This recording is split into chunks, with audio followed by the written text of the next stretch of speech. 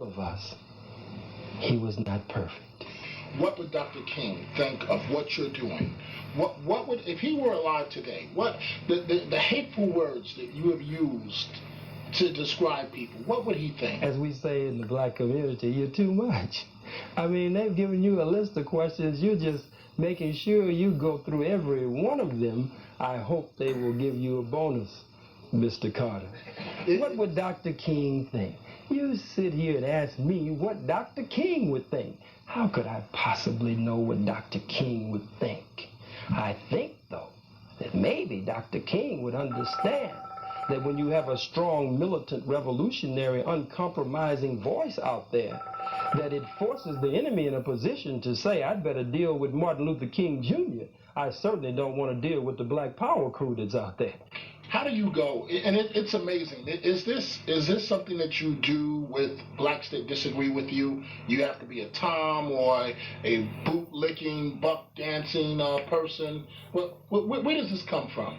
I mean, you've made this charge several times to me during this interview. You know absolutely nothing about it. I call you boot-licking? No, you haven't. But you said, I hope they give you... Am I disappointing you, Mr. Carter? And since I'm not saying those things, you're just going to give them to me. Is that what's happening? No. They're going to be angry with you when you come back because you couldn't get this across. So you're going to give these things to me. I haven't called you that, brother. You just said... Not one time. You said they sent you with a list of questions, and I hope they give you a bonus when you get back to the station. Well, does your wife hope that they'll give you a bonus? You don't know anything about me. Brother, I know that you have a family, and a bonus could help. It's time for break. Now bring you the conclusion of Dominic Carter's interview with Khalid Muhammad, the man behind the Million Youth March. Minister, we've talked about many topics. Let's now discuss your 7-point plan. And is it realistic? I mean, one of the things that you're talking about is paying African Americans for slavery. Yes, sir. Now, the President of the United States, how many presidents did it take to apologize for slavery? You have to know that that's not realistic. Reparations, that it won't happen. Well, sir, the Japanese were paid reparations. The people who are called Jews were paid reparations. Some of our brothers and sisters of the indigenous people who are called by the white man Indians, some of our brothers and sisters were paid reparations. And we can never say that it is unrealistic. It is a goal. It is a platform. It is a just demand against our oppressors and those who indeed owe us to repair the damage. So, because you feel that it is unrealistic is not reason enough that the youth would take it from the 7-point program of action. Can you go through the 7 points quickly? Please allow me to do that. I thank you. Number 1, the program of action for the Million Youth March 1999 is to end police murder and brutality and the harassment of our people. Point number 2, self-defense of the black community, to build the people's militia as a self-defense unit as the Constitution of white America allows for. Number 3, control of the politics and economics in our communities, build independent political, social, and financial institutions in our community. All realistic goals.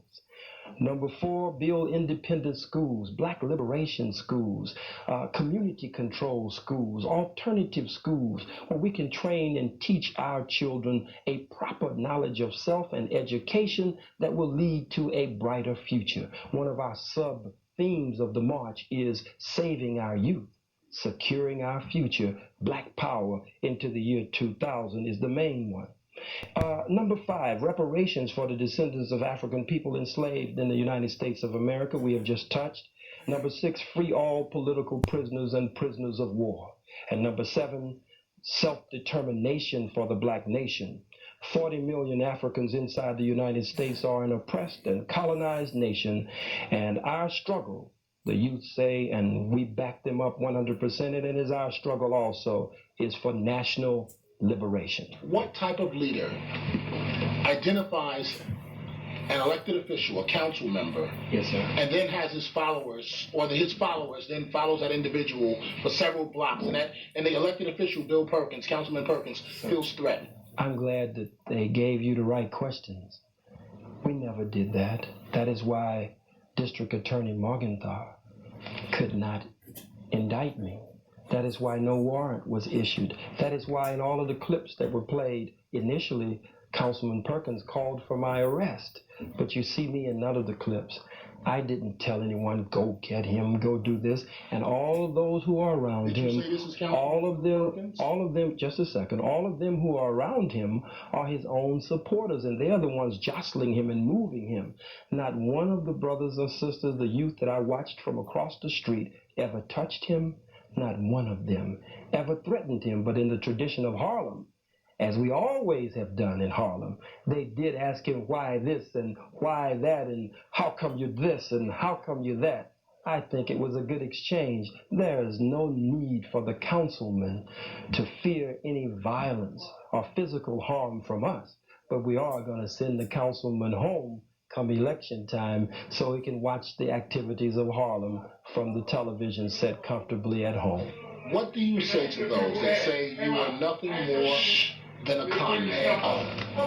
I would say that I am gaining, by the grace of God, the confidence of my people, that they see me as not one who will turn heels on them and run or grab the money as the lie goes out. When we played video film after video clip in court, and there is no evidence to support that. I think that I have gained to a great degree their confidence, and we were in what is called the Latino community, and they shouted in the streets, chanting when we went through and when we stopped to greet them. I have gained the confidence of our people, and God is increasing that confidence on a daily and consistent basis. But if by that you mean something negative, I have never been that, and it's not in me to be that, sir. Minister Khallid Muhammad, thank you very much for joining us on New York One. Thank you. I hope you get that bonus.